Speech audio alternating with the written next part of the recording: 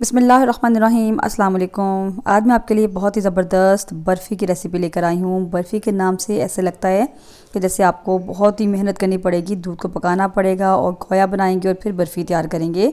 लेकिन आज हम बनाएंगे मैदे से बर्फ़ी। जी हाँ, सिर्फ़ और सिर्फ 1 कप मैदे से। तो सिर्फ 1 कप मैदे से हम आधा किलो से भी ज़्यादा जो है ना बर्फ़ी घर पर बनाकर तैयार करेंगे। और बिल्कुल जो है ना टेक्स्चर और देखने में और खाने में बिल्कुल हलवाई ऐसी लगती है और बिल्कुल भी फील नहीं होता कि ये हमने मैदे से बनाई है या खोए से बनाकर तैयार की है। इसको बनाना बेहद आसान है। तो देखिए इसका टेक्सचर आप देख सकते हैं, बिल्कुल बर्फ़ी जैसा है जैसे हम बाज़ार से लेकर खाते हैं। तो जब आप इसको बनाएंगे तो कोई भी कह नहीं सकता कि आपने इसको दूध से बनाया है, सिर्फ मैदे से बनाया है। तो उसको बनाना बेहद आसान है। तो फटाफट से अपनी रेसिपी शुरू कर लेते हैं। तो वीडियो को आपने पूरा देखना है। वीडियो अच्छी लगे तो वीडियो को लाइक और शेयर ज़रूर कीजिएगा। तो चलिए आए बढ़ते हैं अपनी रेसिपी की तरफ।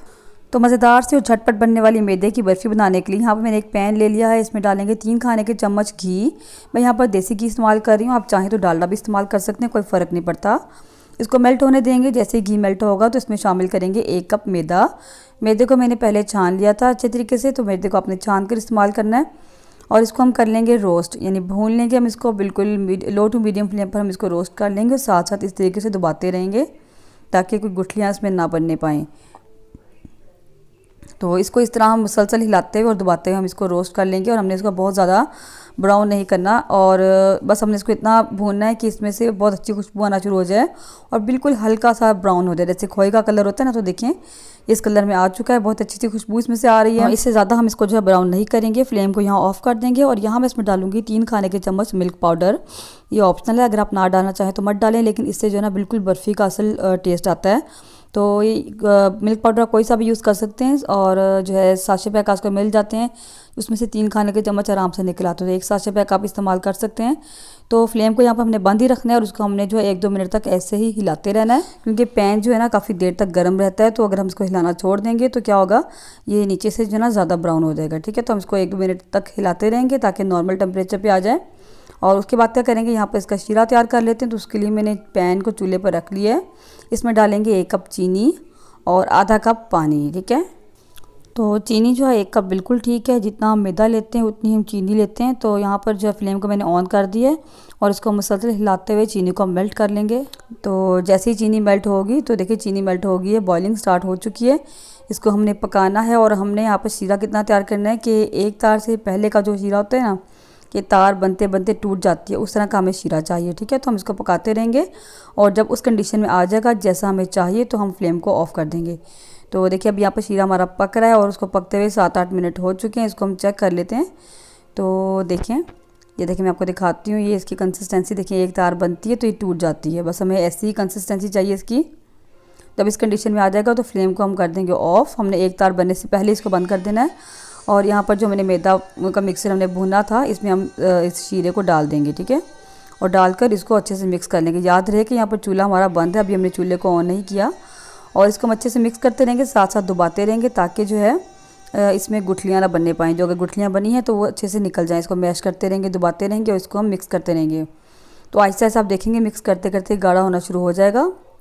देखिए इस कंडीशन में आ गया ये, तो ख़ुद ही आहिस्ता आहिस्ता मिक्स करते करते ही थोड़ा सा गाढ़ा हो जाता है। अब हम इसमें डालेंगे तकरीबन 1 टीस्पून के बराबर इलायची का पाउडर, जिसको मैंने चीनी के साथ पीस कर रखा हुआ है, क्योंकि अकेली इलायचियों को पीसना थोड़ा मुश्किल हो जाता है थोड़ी हो तो उसको मैंने चीनी के साथ पीस लिया था। ये मैं इसमें डाल दी। इसको मिक्स कर लेंगे और इसको हम 1-2 मिनट के लिए जो है ना ऐसे ही छोड़ देंगे। उससे क्या होगा, थोड़ा और सेट हो जाएगा और थोड़ा सा ही सख्त हो जाएगा। ठीक है, तो बस मैं इसको 1-2 मिनट के लिए ऐसे ही छोड़ देती हूँ। तो बस इसको मैंने छोड़ दिया और थोड़ी देर बाद हम इसको चेक कर लेंगे। तो बस आपने सिर्फ 1-2 मिनट के लिए छोड़ना है। तो देखिए अच्छे से सेट हो चुका है, पहले से ज़्यादा थिक हो गया है। इसने पेंदे को यानी पैन को छोड़ना शुरू कर दिया। अब यहाँ मैंने एक ट्रे ले ली, इसको मैंने पहले देसी घी से ग्रीस कर लिया था। तो इसको हम इसमें डाल देंगे। ठीक है, तो आप चाहें तो ट्रे को जो है ना ऑयल से या सिंपल डालडा घी से भी ग्रीस कर सकते हैं। और अच्छे तरीके से इसको हम फैला देंगे, लेवल कर देंगे। तो मैं इसको जो है इसी स्पैचुला की मदद से बराबर कर दूंगी। यहाँ मैंने जिस ट्रे में घी लगाया हुआ था, मैं स्पैचुला को इसके ऊपर लगा कर ना घी लगा कर, तो मैं इसको अच्छे से लेवल कर रही हूँ। तो घी लगाने से क्या होता है, ये ऊपर से इजीली जो है लेवल हो जाता है, चिपकता नहीं है साथ। तो बस इसको हम बराबर कर लेंगे अच्छे तरीके से। तो बस इसको अच्छे तरीके से ऊपर से लेवल कर देंगे, साइडों से भी इसको बराबर कर देंगे। ठीक है, तो उसके बाद इसको जो है ना पिस्ता और बादाम से हम गार्निश कर देंगे और इसको ऊपर से हम दबा देंगे स्पैचुला की मदद से, ताकि ये बिल्कुल साथ जुड़ जाएँ, उतरे नहीं। और उसके बाद मैं इसको सिर्फ 5-7 मिनट के लिए छोड़ूंगी। उसके बाद इसकी हम कटिंग कर लेंगे, निशान लगा लेंगे, क्योंकि अगर ठंडा हो जाएगा पर इसकी कटिंग करना जो मुश्किल हो जाता है। तो बस मैं इसको सिर्फ 5 से 7 मिनट के लिए छोड़ती हूँ, उसके बाद हम इसकी कटिंग कर लेते हैं। तो बर्फ़ी को रखे हुए 5 से 7 मिनट हो चुके हैं, अच्छे से सेट हो चुकी है। इसकी कटिंग कर लेते हैं। सबसे पहले हम इसकी साइडें जो है ना वो साफ़ कर लेंगे, क्लीन कर लेंगे। तो बिल्कुल बारीक बारीक मैं इसके किनारे उतार रही हूँ ताकि ज़ाया ना हो। तो बिल्कुल पतली पतली उतारनी है हमने साइड से इसकी, ताकि ये थोड़ी सी साफ़ सुथरी हो जाए। ठीक है, तो उसकी साइडें उतारने के बाद क्या करेंगे, दरमियान से मैं इसको कट लगाऊंगी ताकि दोनों साइडें इक्वल हो जाएं। उसके बाद आधे हिस्से को भी दरमियान से काट लूँगी और दूसरी साइड को भी दरमियान से हम कट लगा लेंगे। और इसी तरीके से दूसरी साइड से भी मैं ऐसे काट लूँगी। इससे क्या होगा, हमारे बिल्कुल पीस जो है ना, जैसे हम बर्फ़ी बाज़ार से हलवाई से लेकर आते हैं ना, वही साइज़ हो जाएगा इस बर्फ़ी का। आप चाहें तो उसके पीस बड़े भी कट कर सकते हैं या इससे ज़्यादा छोटे भी काट सकते हैं, जैसे आपको शेप पसंद हो आप उस तरह काट सकते हैं। तो इस तरह कट लगाने के बाद मैं इसको सेट होने के लिए 2-3 घंटे के लिए छोड़ दूँगी। बहुत आसानी से 1 या 2 घंटे में सेट हो जाती है ये। तो इसको मैं छोड़ दूँगी सेट होने के लिए। तो देखिए यहाँ पर इसको बर्फ़ी को हमने सेट कर लिया है 1-2 घंटे में, बहुत अच्छे से सेट हो चुकी है।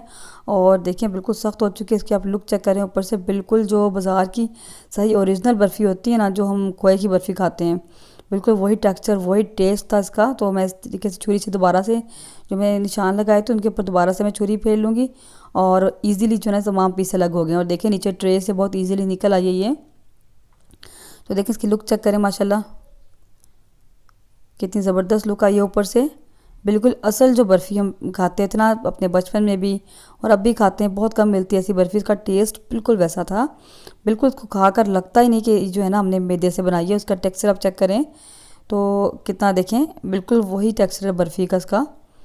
तो बहुत ही मज़े की बनी थी, बिल्कुल फ़ील नहीं हो रहा था हमने इसको मैदे से बनाया या खोए से बनाकर या दूध से बनाकर तैयार की है। तो बस मैं इसको डिश आउट कर लूँगी। आप इस रेसिपी को बनाकर ज़रूर ट्राई कीजिए, मुझे उम्मीद है कि आपको ज़रूर पसंद आएगी। बहुत ही मज़ेदार बनती है, इसको बनाना यकीन करें बहुत आसान है, सिर्फ 10 मिनट में ये बनकर तैयार हो गई थी। तो ये थी मेरी आज की रेसिपी, मुझे उम्मीद है कि आपको ज़रूर पसंद आई होगी। वीडियो अच्छी लगे तो वीडियो को लाइक और शेयर ज़रूर कीजिए ताकि मैं आगे आपके लिए मज़ीद अच्छी अच्छी सी रेसिपीज़ लेकर आऊँ। तो कमेंट सेक्शन में अपनी कीमती राय का इज़हार ज़रूर किया करें। मिलते हैं इंशाल्लाह किसी नेक्स्ट वीडियो में किसी नई रेसिपी के साथ। तब तक के लिए अल्लाह हाफिज़।